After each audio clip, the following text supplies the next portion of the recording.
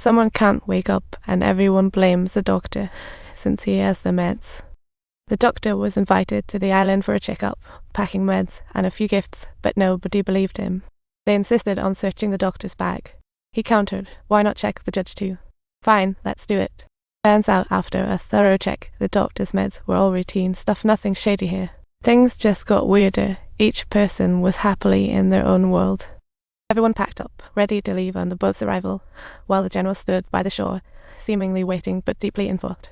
Upon closer inspection, he remembered the love letter from the battlefield. Spoiler, it wasn't addressed to him. Angry and hurt, he took a shot at her sweetheart, leaving him with a mountain of guilt post-war. Suddenly, he thought he saw someone rushing toward him to attack. Meanwhile, no boat in sight. This heavy-hearted guy started suspecting the Owenses were definitely on the island, even keeping tabs on everyone's moves. Suddenly, a noise came from the basement. Were the Owenses hiding there? To be safe, the mercenary whipped out his hidden pistol. This move shocked the others. Why would there be a gun on this little island? But the mercenary had no explanation. When he opened the door, it was the housekeeper, announcing that the lady of the house had kicked the bucket. The housekeeper wanted to move to the kitchen. Everyone was puzzled, trading lives for comfort. She maintained her professional integrity. I haven't been fired, so I'm not going anywhere. I'm ticked by, but no boat in sight.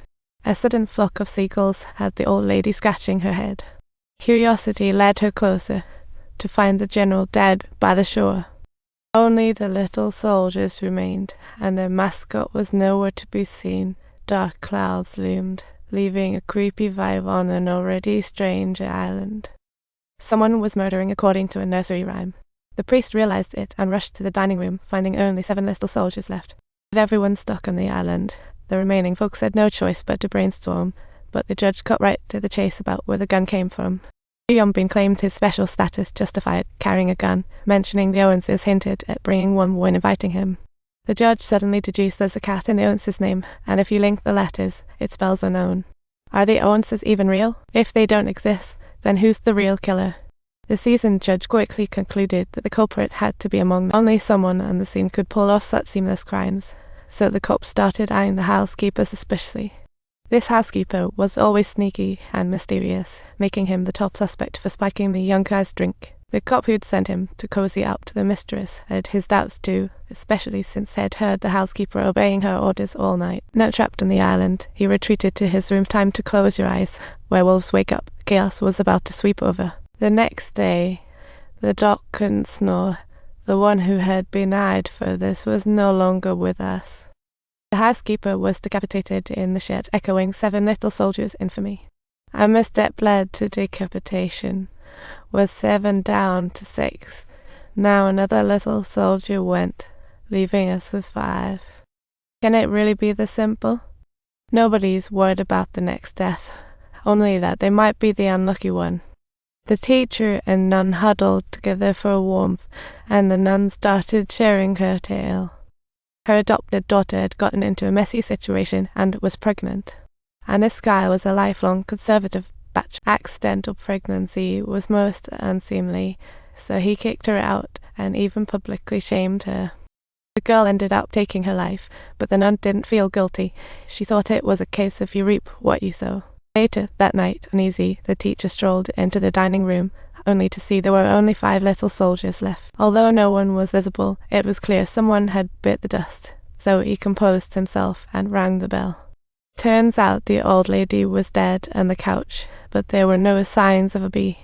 The old lady was stabbed, and the knife had letters related to bees. Looks like the killer has a thing for puns. The 6 little soldiers were a jumbled mess. Fate began playing tricks on them, and now there were just 5. As the game continued, tension was thick in the air. The doctor sought out the judge, believing he was innocent.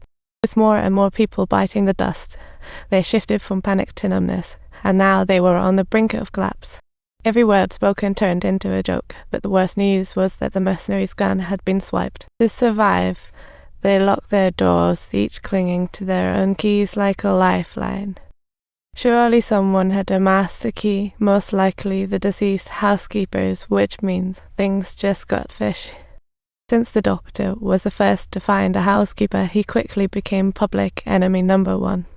The doctor firmly believed this to be the mercenaries' elaborate master plan to shift suspicion, and the cop began to nod in agreement.